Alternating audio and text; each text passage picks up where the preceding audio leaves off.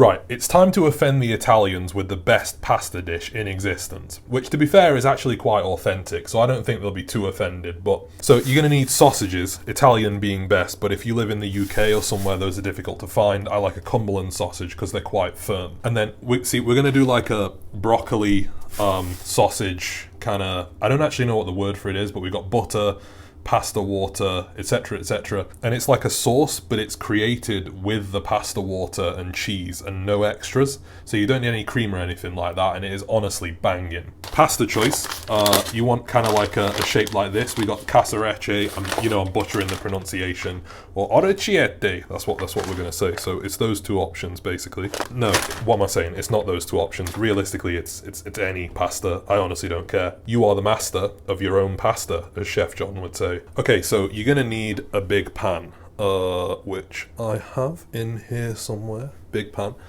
Basically, the larger the pan you use, the easier it's gonna be to do this, because obviously you get more room effectively. So I'm using this giant pan. Also, if you don't have any big pans, get them, because they'll elevate your cooking. They'll make it so much easier. You don't see chefs cooking dishes in like little tiny pans. Right, so first we're going to turn our attention to our sausages, which are over here. Annoyingly, I'm going to have to use my plastic meat chopping board for this. So basically, grab your sausages out, like that, and we want to... Bro, why have they like wrapped them up mad? What the hell? They give me a sausage puzzle. Okay, wait. Bro. Let's go! Sausage puzzle complete, any percent. What was that, like a couple of seconds? Take your sausages after you've done the sausage challenge, apparently. And you're going to want to take the skins off them. Okay, this is a little bit tedious. I mean, not really. It depends on how much time you've got. Just get in there with the scissors like that, and you can kind of deglove them. I'm sure you've had experience with this before. See how quick I'm doing it? Grab your skins off them. Oh, yeah, no, sorry, forgot to say. While you're doing that, just get your pan preheating. You want kind of like like a medium heat. Enough heat to get a sear on there, but not enough heat that they're going to be like, burning immediately. Because we're gonna render them anyway, so they will get a sear on them. So, tiny bit of high smoke point oil. Oh, he uses seed oils where? I actually don't care, I can't lie. Back to the glizzies. Focus intensifies as I remove the glizzy skins. You know what as well, I suggest if you don't have a butcher, strike up a relationship with a butcher, because that's how you're going to get like the best of everything really, isn't it? I mean, look at these sausages, they're amazing. To be honest, this might be slightly too much meat for this dish, but I mean, you can use however much you want. Sausages come in a pack of 6 anyway, and if we don't eat these today, we're probably not going to end up eating them at all, to be honest with you. Right, okay, so we've got 6 degloved glizzies, right? And our pan is heating up. I'm just going to wash my hands real quick. Wait till your pan's heated up. Grab your degloved glizzies. I feel like we can get a little bit hotter on that. I don't think we need to go straight in with it. I'm literally recording with my phone duct taped to my chest, because I don't have an adapter for it yet, so if you move about a bit, I'm sorry about that. And I hope the audio is okay, because it's quite close to me, and I feel like it's probably going to be a bit loud. But hopefully we can fix that in post. So we're starting to get a bit hotter. I can smell the oil now. We'll grab our glizzies and just arrange them in the pan, like so. We'll just put them there for a second, let them get a tiny bit of sear on one side, and then we'll move on to the next step. While we wait a second for those to gain a little bit of colour, give them a little bit of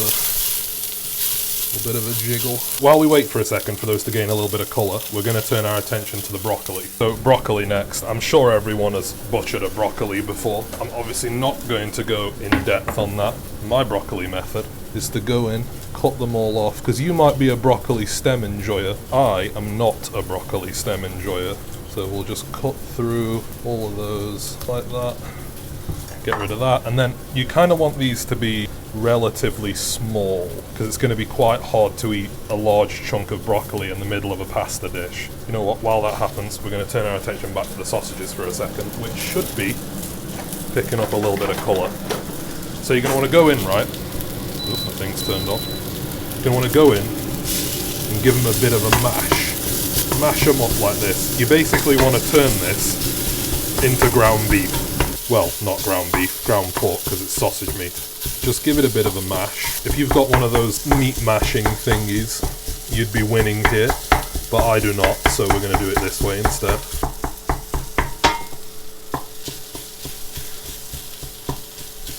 Now, this is going to take a bit longer than you think to render.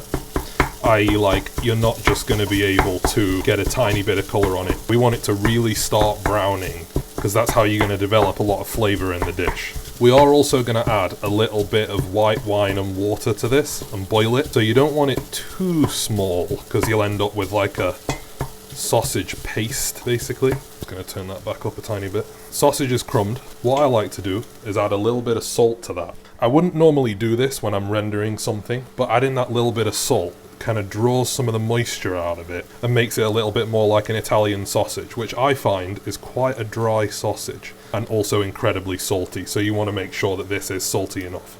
Now, with the way we're cooking this and with the cheese, you shouldn't need to add any more salt at the end. Obviously you can do, if it's just personal preference, but just bear that in mind. I'm going to give that a good mix, try and bash it up just a little bit more, make sure there are no huge chunks. Side note, if anyone is wondering why I use the induction instead of my actual hob, it's because I've exploded like 3 different hobs in my time, and I am not about to explode another one. So until I can get a proper induction underneath this one, which is going to stand up a little bit better, be a little bit better, or maybe even gas, I much prefer this thing. And that way, if I do break it from using it on incredibly high heat all the time, I can buy another one for like a tenner. Also, if anyone thinks that like induction is like bad, I used to think that until I got one, and now I can comfortably say that it's probably on par with gas in terms of like usability, with the only annoying thing being that you can't, it's not very good at like simmering, because obviously with gas you can keep it to a specific level and then just let it simmer. I'm going to grab a little bit of olive oil just to help it along, because we are rendering this on, what are we rendering on? We're rendering on 4, so it's kind of a medium heat, so you're not going to risk like your oil smoking. Bit of olive oil in there, like I say, just to help it along, and then you want to leave that alone while we do the broccoli.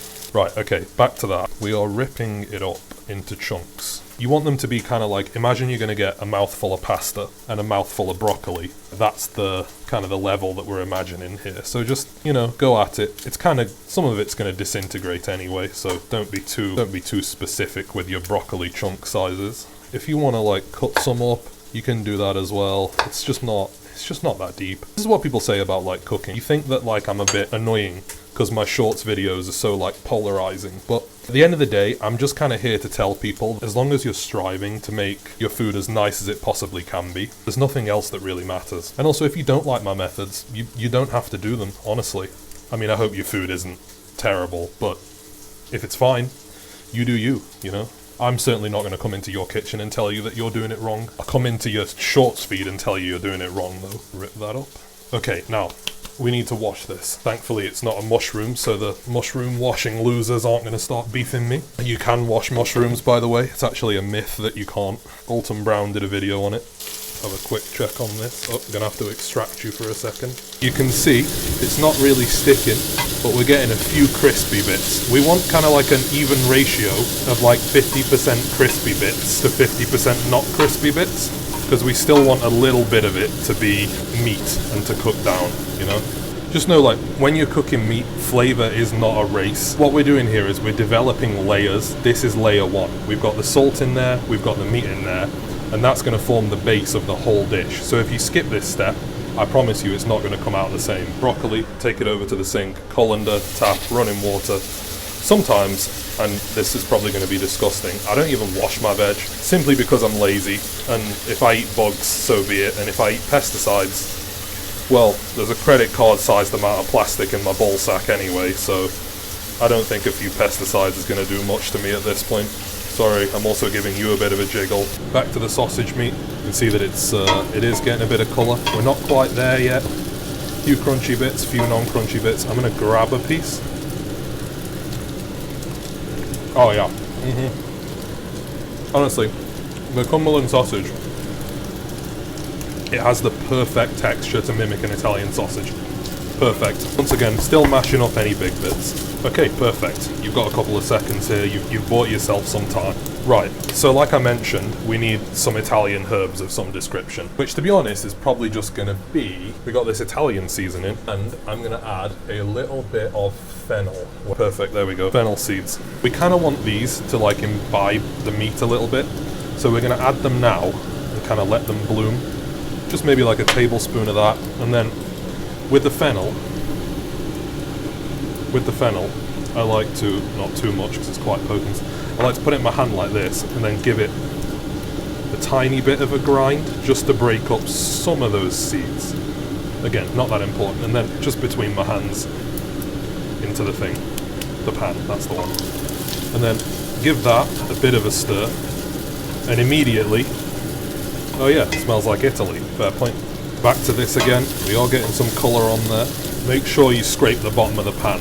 You don't want any of those crispy bits to start burning. If you look at that, I'm pretty happy with where we're at. We've kind of got a ratio of crispy bits to meat. Don't forget as well, a couple of chili flakes, which are Chinese, but dried chili is dried chili, realistically. It's a bit of a... It's kind of dependent on how much you like in there.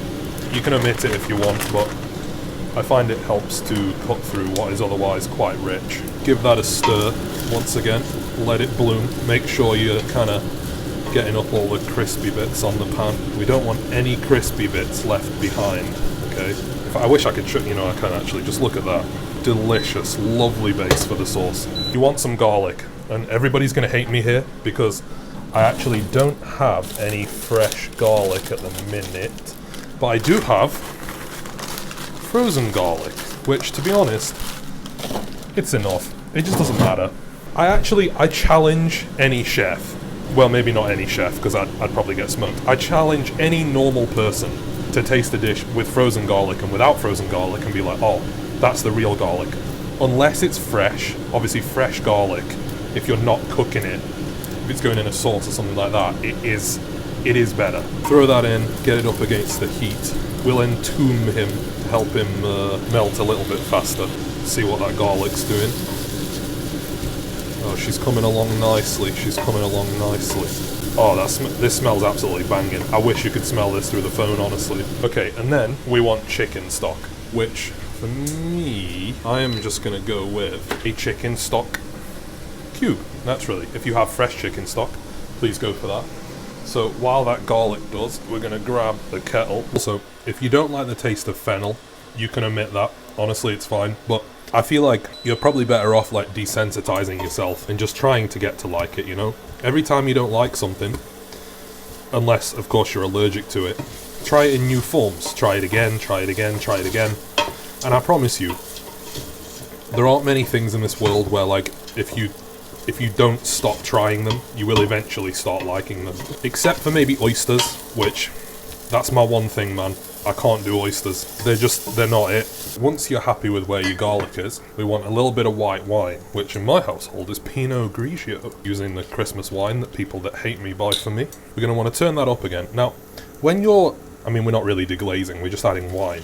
We don't want this to taste like alcohol, so you want to add about a cup of it, and then when people say cook this down, what they mean is cook it until there's no wine left, basically. So if you see liquid, that's wine. You don't want that. Almost reduce it at this stage before you go in with your water. See how there's still liquid there? We don't want that. We want just the solids. And this is where we're going to annoy the Italians, because it's pasta time. And instead of cooking the pasta in a separate pan, oh, by the way, you see how that oil has started to release? And there's no wine left in there? That is the perfect stage for this. Grab your broccoli, throw that in there. Give it a bit of a stir, not super important. I'm actually just going to turn this off for a second to make sure I'm not getting ahead of myself. Give it a bit of a stir, get that incorporated. Pasta, I'm going to use the casserecce today. Whatever pasta you use to the amount we've done today, it's about 500 grams of pasta. We're just going to throw that straight in there. Now you might be thinking, this guy, he's lost his marbles. I'm sure there's some kind of Italian council that's going to come for me for my sins here.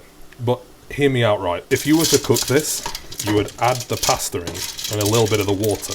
But if you do it this way, the pasta gets imbued with the chicken stock, with the sausage, with the broccoli, with the salt, the pepper. Oh, don't forget pepper. Little twist of black pepper in there. Yeah, as I was saying, it gets imbued with everything that's in there, and you get to keep all of your pasta water. And I promise you, this is the best way to cook this, to get the most cohesive version of it possible. And this pasta, it cooks in about 10 minutes. The broccoli, I mean, you could cook it for less, but I don't really want it crunchy. I've tried adding it in halfway before, but the amount of water in there kind of means the broccoli doesn't cook right. So it takes a little bit longer to cook. Grab your boiling water, and you're going to want to add that till it just about reaches the top of everything you've got in there, which is about there. Now don't worry, this is going to end up super thick and the pasta is going to absorb all of that water and you're literally going to end up left with the richest, thickest, glossiest sauce ever. Wait for it to come to a boil. She's reached a boil. Chicken stock. Annoyingly, I only have these cubes, so I'm only going to go in with about half of this, but if you do this with powder, I would suggest probably about a teaspoon of chicken stock powder, or an unsalted chicken stock instead. Obviously, if you're making it yourself, you're not going to have that problem. Give that a stir, find yourself a lid, and time. Drop that back down again, because obviously you want it to simmer. And we're going to cook this for about 7 minutes. The thing about pasta is you always want a time for it to be cooked under, because you can always cook it more, but obviously you can't cook it less. You can add more water if it's not quite cooked, but you're not taking water out of the pasta. So you've got a couple of minutes here. You can either go to my YouTube and hit the subscribe button, or leave me a nasty comment, or maybe even ask your loved ones how they're doing. What you're actually going to want to do is grate yourself some cheese. Pecorino is the gold standard for this, but you can use Parmesan if you want. Some cheese. You want to grate about a cup of cheese, about that much cheese, which is probably now more than a cup, but I mean, who wants less cheese realistically? Just look at that, absolutely delicious. Right, my timer has timed, so it's time to check what's happening. And you'll notice that water has reduced massively. Still got a little bit in there. We might not quite be ready. I'm gonna grab a spoon, and I'm just gonna test a little bit of the pasta, which I advise you do the same. Oh no, to be fair, she's perfect. It's a little bit before al dente, but we are going to get a tiny bit of carryover cooking. Just let it chill for a second. You'll notice that you've got barely any water left, just a tiny bit at the bottom. At this stage, we want to add our cheese. Actually, whoa, turn off the heat, turn off the heat. Don't do it with the heat on. Add your cheese in, and you might be thinking, there's no cream in there, it's not going to work. Trust me, it's gonna work. Give that a stir, let it combine. Try and break it up quite quickly, because if you don't, you'll end up with strings of it. You want that sauce to thicken, it's got to emulsify. So we've got cheese, we've got water, we need oil. Tiny bit of olive oil, once again, good quality, organic, extra virgin. Splash in a bit of that. We want a little bit of butter. Okay, that's fine, we'll use the outside fridge butter. Also, if you keep real butter in the fridge, just know that that is completely unnecessary. In with good knob of butter as well. Ooh. You basically want to stir this off the heat at this point until it's turned into a thick and creamy sauce, which honestly won't take very long. The point of everything we've done here, including cooking it with the pasta in there, is to make it insanely cohesive. Every single bite you get, you're going to get a bit of everything. I like to microwave my bowls because there's nothing worse than a cold bowl and a hot dinner. Don't serve this piping hot. You want it to kind of cool down a little bit, because as it cools down, it'll thicken up slightly and turn into an even richer sauce. And also, why would you want to eat something piping hot? Because it's annoying and it doesn't taste as good. Also, I actually might have lied about this not needing any more salt, so maybe either use slightly more chicken stock, or to be honest, seasoning at the end is your best bet with every dish. Rip to the people that didn't watch to the end and were like, why is this not very salty? That's exactly why you should watch to the end. Give yourself a generous helping of this. Oh, look at that, it looks banging, honestly. And remember, I am not a chef, this is my kitchen, and I can do whatever I want.